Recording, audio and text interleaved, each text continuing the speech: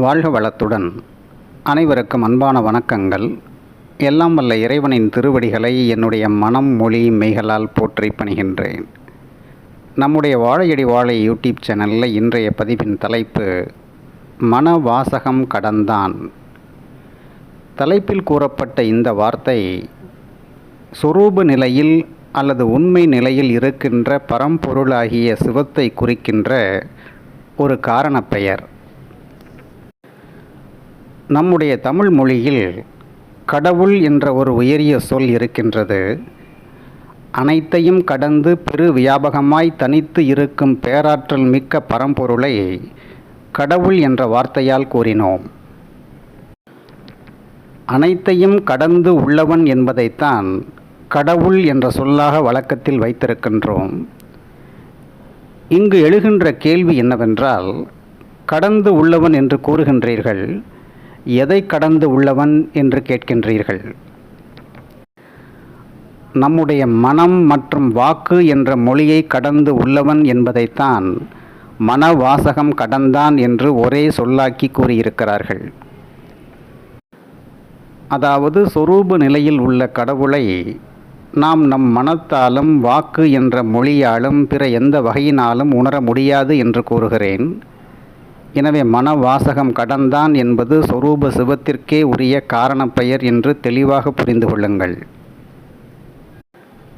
பரமசிவன், பிறைசூடன், நீலகண்டன், சிவலிங்கம், சொக்கலிங்கம், ஈஸ்வரன், வைத்தியலிங்கம், வைத்தீஸ்வரன் போன்ற இன்னும் பல கடவுளின் திருநாமங்களை நமக்கு பெயர்களாக சூட்டி மகிழ்கின்றோம். இதைப் போலவே மன வாசகம் கடந்தான் என்பதையும் ஒருவர் தன் பெயராகவே சூட்டிக்கொண்டார். யார் அவர் என்று பார்ப்போம். சிவஞான போதம் என்ற நூல் 14 சைவ சமய சாத்திர நூல்களில் ஒன்று. இது சைவ சமய சாத்திர நூல்களிலேயே தலைமையான சிறப்பான நூலாக போற்றப்படுகிறது. இதை உருவாக்கிய அருளாளரின் பெயர் மெய்கண்டார். சைவ சித்தாந்தம் கூறுகின்ற கருத்துக்களை மையமாக வைத்து 12 சூத்திரங்கள் அடங்கிய நூலாக சிவஞான போதம் என்ற நூலை படைத்து தந்திருக்கிறார்.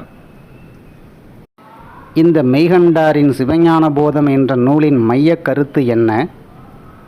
பதி, பசு, பாசம் என்ற முப்பொருள் உண்மையை பற்றி இந்த நூல் பேசுகிறது.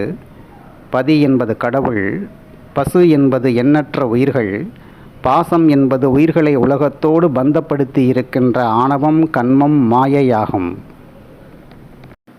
இந்த நூலானது பதி என்ற கடவுளின் இலக்கணம், பசு என்ற உயிர்களின் இலக்கணம், பாசம் என்பதன் இலக்கணம் என்னவென்று முதலில் கூறிவிட்டு, பின்பு இந்த பதி, பசு, பாசம் மூன்றிற்கும் இடையே உள்ள உறவு எத்தகையது என்பதையும் விரிவாகவும் தெளிவாகவும் நுட்பமாகவும் விளக்குகிறது. இப்படிப்பட்ட உயரிய உன்னத நூலை படைத்த மெய்கண்டாரிடம் பலர் மாணவர்களாக இருந்து சைவ சித்தாந்த பாடம் கேட்டு தெளிவு பெற்றார்கள். இந்த மாணவர்களில் ஒருவர்தான் மன வாசகம் கடந்தான் என்பவர்.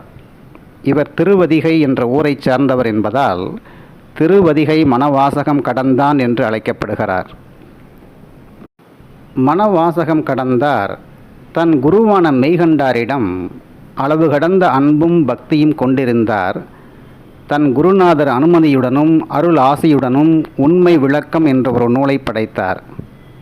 ஏற்கனவே மெய்கண்டார் முப்பொருள் உண்மை என்று பதி, பசு, பாசத்தை பற்றி விரிவாக விளக்கிய பிறகு ஏன் மனவாசகம் கடந்தான் உண்மை விளக்கம் என்ற நூலை படைத்தார் என்ற கேள்வி எனக்குள் எழுந்தது. கண்டிப்பாக உங்களுக்கும் இந்த கேள்வி எழக்கூடும்.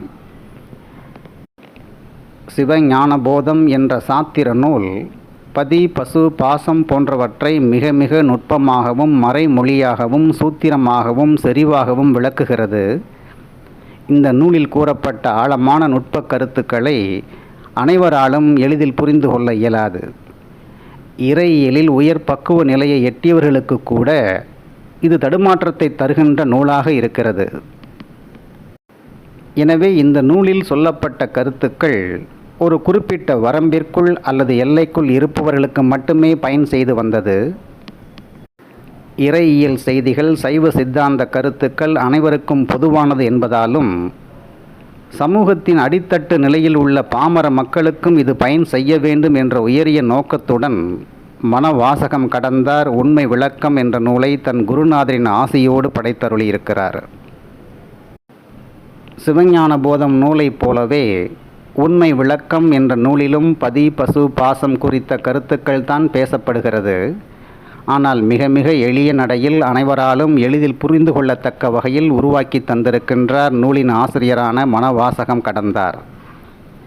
சிவஞான போதம் என்ற நூலை கற்க விருப்பமுடையவர்கள் முதலில் மனவாசகம் கடந்தாரின் உண்மை விளக்கம் என்ற நூலை படித்து தெளிவு பெற்று அதன் பின்னர் மெய்கண்டாரின் சிவஞான போதம் என்ற நூலை பயில்வது சிறப்பு என்று கூறுகிறேன்.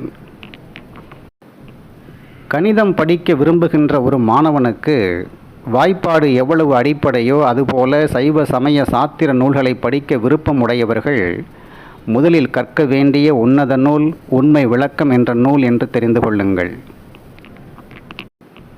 இந்த உண்மை விளக்கம் என்ற நூலை மனவாசகம் கடந்தார் எந்த முறையில் படைத்திருக்கின்றார் என்று பார்ப்போம்.